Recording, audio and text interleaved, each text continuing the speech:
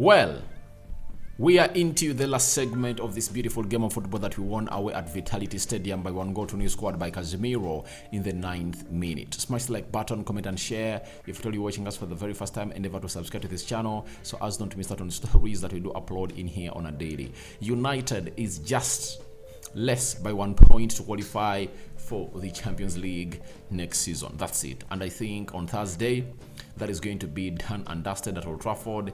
It's really one of the most huge games that you're going to go ahead and really play against Chelsea, that is playing Man City tomorrow. Today, Man City have been crowned the winners of the English Premier League after Arsenal failed to beat Nottingham Forest at the City Ground. And City Ground is one of those grounds that we went and obviously collected a 2-0 win over that Nottingham team. But it has not been a very easy ground for very many teams.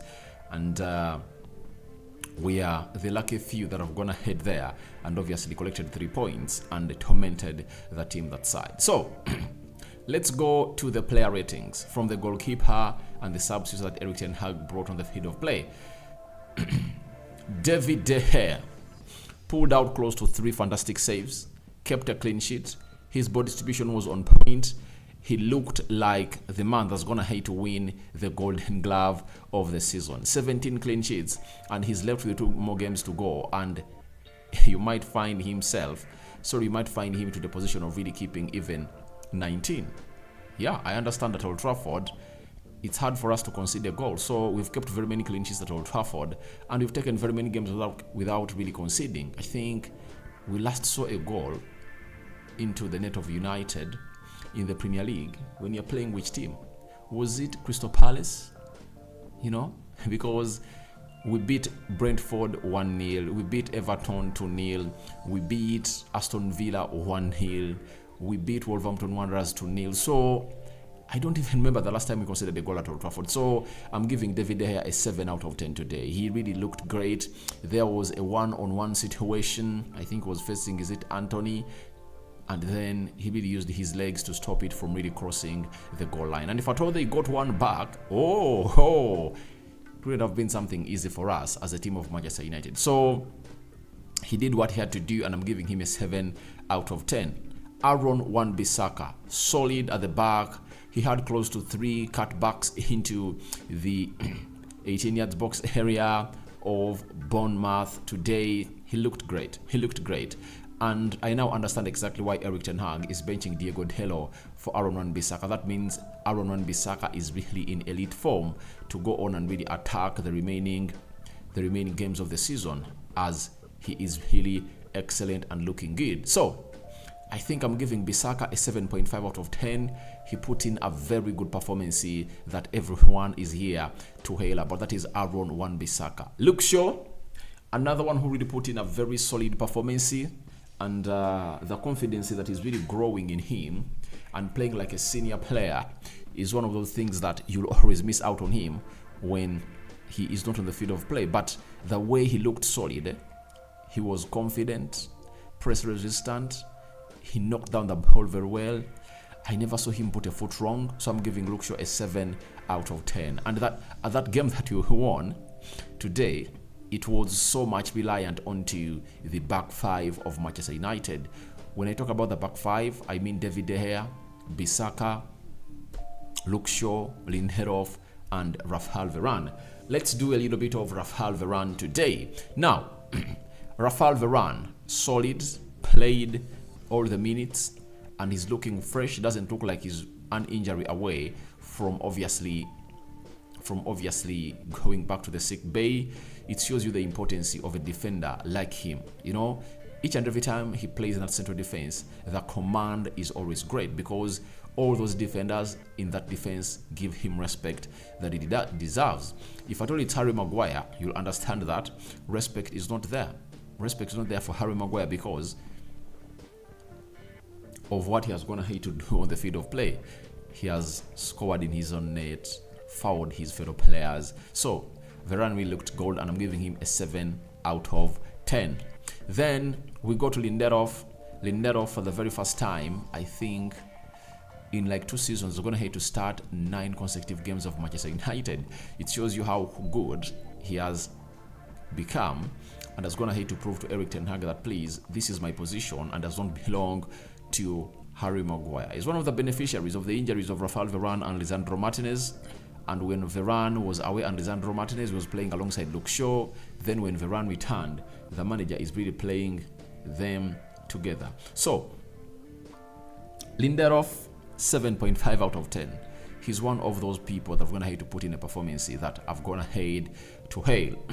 We go to the central defensive midfield, Casemiro. Oh my God. Today, he not only scored a goal, but he controlled that midfield and the tempo of the game. He was like the midfield general of the day, and he really looked great. That's why Eric Ten Hag has gone ahead and really thrown lots of hails to the Brazilian, who is just 31 years of age. And it shows you what experience brings to you in the team. And a player like Casemiro, whom we bought at £70 million, with such performances, has gone ahead to put out this season.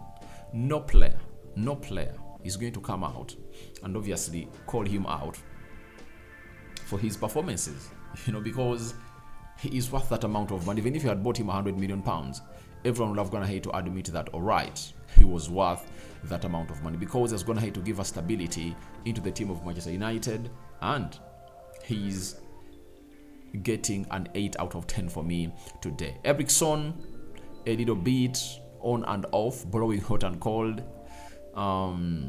He played very well, especially for that first goal, but his problem has always been the intensity and lack of energy to run relentlessly on that field of play. That's it. So I'm giving him a 6.5 out of 10. That is Ericsson for you. We go to Anthony.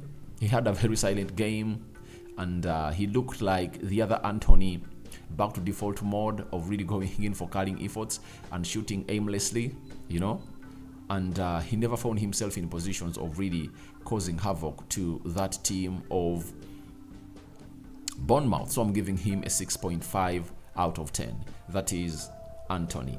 Then we go to Anton Martial, another one who tried to raise up to the occasion in the second half by doing some interplay between him and Bruno Fernandes. He dropped deep, and I don't really blame him a lot, because the midfield was not really creating chances, However much we had 20 shots on target, 20 shots, we never created a lot for the centre forward, and that's something that we should improve on, because last weekend we are playing Wolverhampton Wanderers, and when he got that ball, he just buried it in the back of the net. That is Anton Martial for you. That's why you saw to it that he was dropping deep to get that ball and obviously attack the defensive line of Bournemouth, because the midfield was not doing a lot more for him. So I'm giving him a 6.5 out of 10. Then Jadon Sancho, I think he really looked good, but his commitment going forward should increase. If you decide to take on players, take them on. Don't do it playfully, do it seriously, and obviously do them. That's why you saw it that when Garnacho came on through, you saw a very huge difference between Jadon Sancho and Alejandro Garnacho. And maybe you get a thought in you that if at all Garnacho played more minutes, would have gone ahead to unlock that defense of Bournemouth. That's it. So I'm giving Sancho a 6.5 out of 10. Let's go to the substitutes. Wout Weghorst came in through, played very well, and he piled more pressure into that back line. But there is a touch you lose when you take off Anton Martial, But he really had even a shot on target. He would have got himself a goal, but obviously he was denied by the goalkeeper, that is Neto. By the way, Neto really looked great in the second half, because United had lots of questions to ask him, and he gave us the answers that were required for that. So I'm giving Weghorst a 6.5 out of 10. Then Garnacho came in next. Garnacho really had a very brilliant display on the day. He took on players. He was not afraid. He just increased the tempo of the game, and you know what it means for a player like Garnacho when he's on the field of play. He never scored, but in the game of Wolverhampton Wanderers, he got himself a goal. But you see what Garnacho brings on the field of play, that directness, and putting that defense onto pressure is one of the things that Garnacho does relentlessly. So I'm giving Garnacho a 6.5 out of 10. Fred, he came on and obviously had a very brilliant spell for the team of Manchester United, and I'm giving him a 6 out of 10. Oh, Bruno Fernandes. I had forgotten by the Bruno Fernandes, but he had a hell of a game. And I think on my list, he cannot really get more than 6. I'm giving Bruno Fernandes a 6 out of 10. It shows you how worse the player was. That's it. He was really worse on the day. So, Scott McTominay, 6 out of 10 for me. 6 out of 10 for me. And it's good to have him back, play these games, and maybe they can put him in the shop window to see to it that we get in some good money from that player, Scott McTominay. Then, let's do the manager, Erik ten Hag. I'm giving him a 7 out of 10. I think he handled the game very well. And I like the way we passed the ball. You know, the confidence of us building that ball from the back. Sometimes David De Gea commanding them and telling them, please, now go. Let's go for the long ball. So, I think Ten Hag deserves a 7 out of 10. The referee, I think, also deserves a 7 out of 10 for him because he really played a very brilliant job today. He found himself in positions of really blowing the whistle because of the foul, but he just said, this is the Premier League, and I'm not going to blow that whistle. I'm not going to give out that easily. It happened to Manchester United on Anthony, Solanke on Bournemouth, and very many other players. I like the way he really conducted the game and gave it a flow that everyone really loved about him. So, who is our man of the match? Man of the match for me is Casemiro. That's it. Scoring that goal and obviously controlling that midfield for the entire 90 minutes. Shielding the back four, not conceding. It was a huge job that Casemiro had to do into that beautiful game of football. If at all you tell me that Lindelof is really your man of the match, I won't say no.